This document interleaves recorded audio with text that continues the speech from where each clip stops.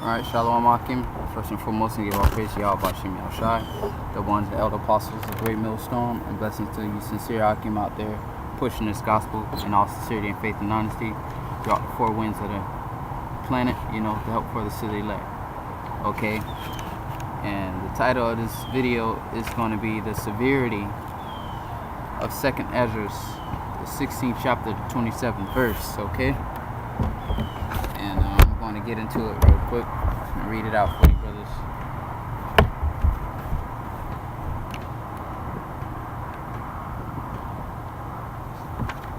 This is 2esdras 16 verse 27, and it reads, matter of fact, just pull a little bit meat off of this chapter here, this 2esdras 16 verse 18.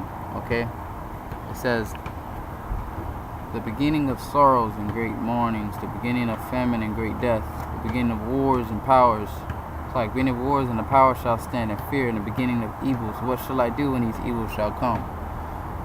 So Esdras begin let you know about the the end times.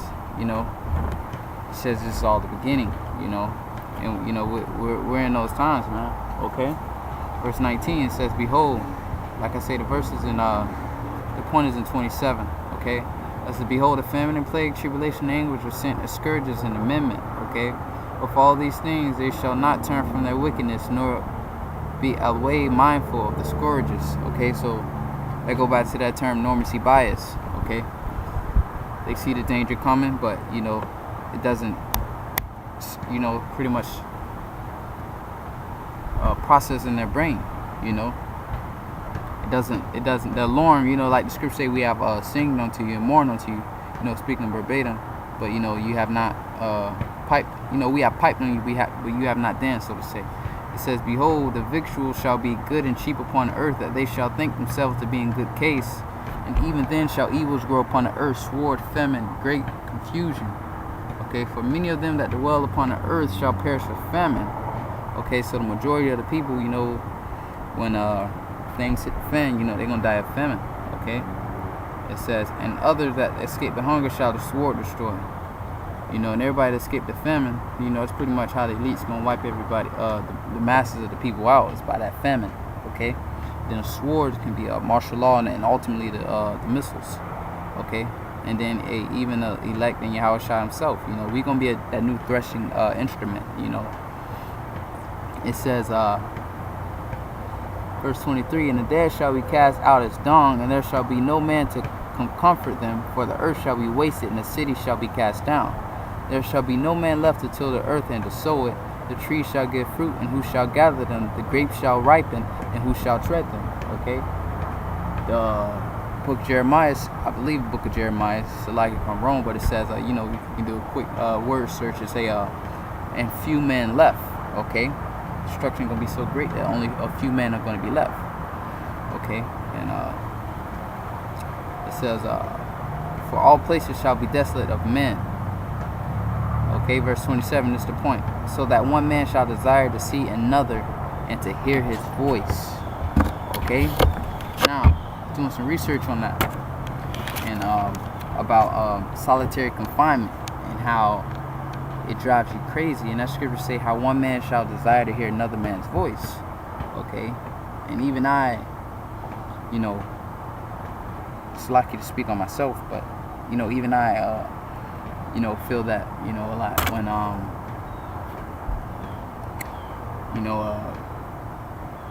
lose contact with brothers for a couple of days, or a brother gets his phone cut off, and then you ain't talked to the brother in a minute, or you ain't seen the brother all weeks, besides the day at camp, and you want to speak to that brother, you want to speak to somebody, because if you're not around a brother, we're around a lot of dead people, so to say, because who else can you cope with about this truth with? So you need somebody to talk to, so to say. Okay, but in that day you're gonna have to have that faith that your prayers are being heard in the heavens. And another thing, sometimes I don't have access to internet, so I can't watch bros videos, and I can't be in contact with brothers how I would through the videos. So your spirit kind of get diluted a little bit, when you can't talk to brothers or you can't see videos, man. Because that's how we stay in this truth, man, from each other. We watch videos from the brothers, and that keep our spirit fired up. So like I said, a man shall desire to hear another man's voice. Okay, now this is some research I did. A man did a study on solitary confinement, not being around people or having interactions or communication with people for a long period of time. Okay, it says, long periods of time alone can send people into a depressive state or make you feel like you're going crazy. More specifically, a kind of panic sets in when you realize you're alone with your own thoughts, with no one to affirm or deny the validity of what you're thinking. Okay? So you start going crazy, man.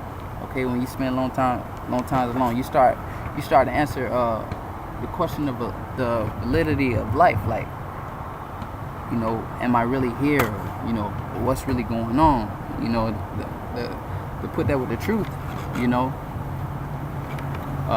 when things hit the fan, it'd be a famine of that word.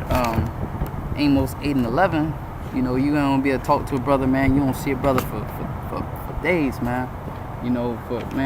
For months until the destruction comes. Okay, so you start to question the validity of things. Like they got that one phrase, if a tree falls in the forest, does it still make a noise? Which is a dumbass question. You start to question the validity of basic logic, man. Okay, no matter if you're there or not, the tree falls. You're not gonna hear, but it's gonna make a noise whether you're there or not, because that's basic logic, man. If a tree falls, whether you're there or here or there, it's gonna make a noise whether you hear it or not. Okay, whether you're there to hear it or not. Okay, so that's what happens. It says, reading on, it says, when I'm by myself too long, I start to question my own understanding of reality, of who I really am and what the world is really like. And I go back to man shall desire to hear another man's voice. Like, you guys watch the movies, man, I Am Legend, and basically those apocalyptic movies when people are alone for periods of time, they start going nuts. Will Smith specifically in that movie, he started going crazy, man. He started speaking to the dummies and things. He didn't know how to interact with people. He finally ran into some northern tribe and her son, and she started he didn't know how to interact with him. He's yelling at him, bugging out and stuff. He's, like I said, he got to the point where he started talking to dummies, man. Because why? Humans need that interaction. That's why the scripture says, a man shall desire to hear another man's voice. Okay?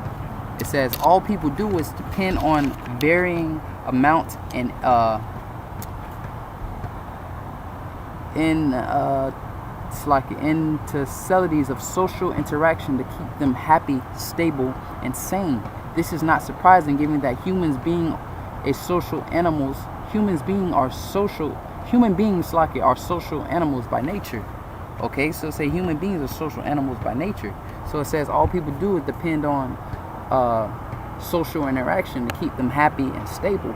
Okay, and sane, a sane mind. Okay, because your brain constantly need that mental stimulation to stay in the same mind, in a sane mind, instead of going insane.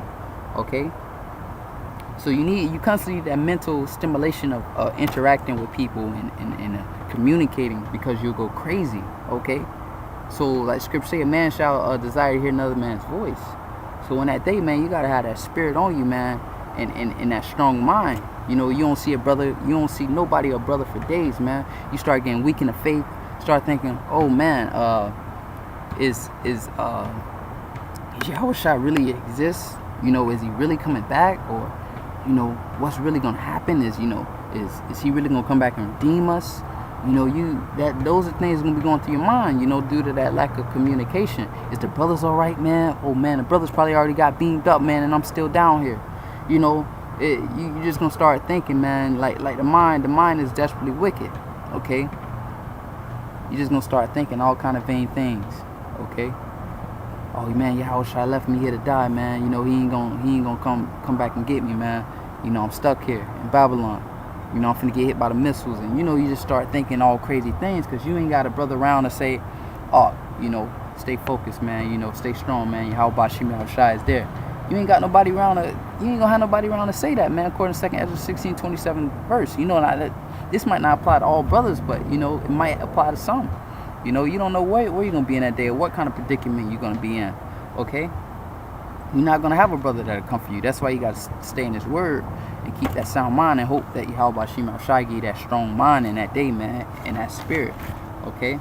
It says, drastically reducing the amount of normal social interaction of reasonable mental stimulus of exposure to be the natural world of almost everything that makes it human.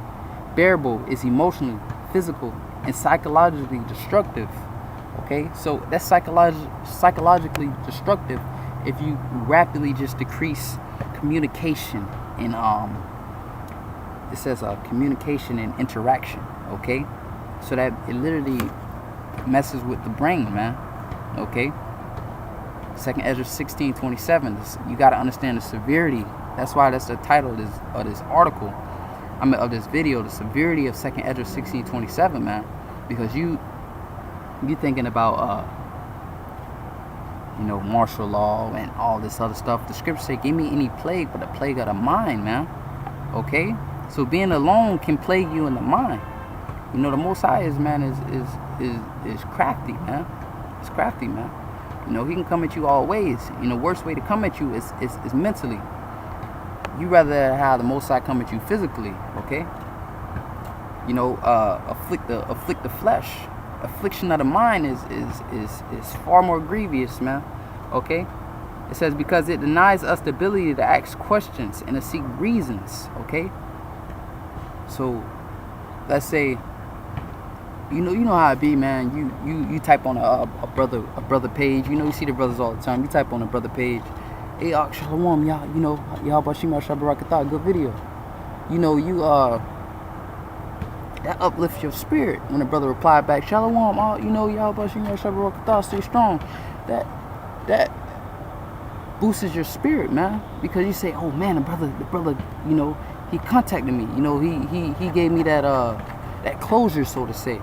You know, oh man, is you know, that's confirmation. You know, the brother saw my video. The brother, you know, the brother saw my comment. He interacting with me. You know, even myself can testify to that, man. You know, it says to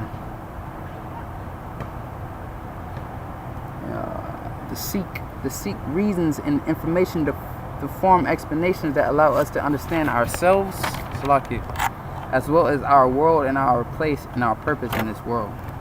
Okay, so the severity of 2esdras 16:27, man, you know, that's a scripture that you can't take lightly, that you can't overlook. It's a serious scripture, you know. It's simple, but it's serious when you really think about it, you know. Because shoot, man, you know, this kind of taught me something about myself that I really didn't know. All right, shoot, because I was a very antisocial person in the world, man. Okay, I was a very antisocial person in the world. Sometimes I would think, you know, this is kind of getting to me. I'm walking down the street. Okay, well, damn, do I really exist? Do people, you know, do people see me? So, you know, that lack of interaction, man. I was you know, lost contact with a lot of people and, you know, just very antisocial, you know, with a lot of people. But, you know, that's all through the spirit, you know, coming in this truth. You know, you can't, you know, though a willing party elect, you couldn't really connect with people out there in the first place, you know. So that's why coming this truth wasn't that hard for me, you know, to cut everybody else off, you know, because I was already like that. All right. Like Psalms 133:1 states, you know, how beautiful it is to be in unity with brethren, you know, and that's pretty much, you know, all I really want to get at. You know, this precept, Psalms 133 and 1, Amos 8 and 11. You know, when that famine of the word comes, that's when you know you gotta be of a strong mind and endure, man. Okay, so the severity of 2esdras 16 and 27. You know, something that you don't want to take lightly. All right, because you really can get bugged out, man. So just stay in the scriptures, stay diligent, and keep pushing, man. And you know, Shalom, Yahweh Shim Al Shabarakatham Akim.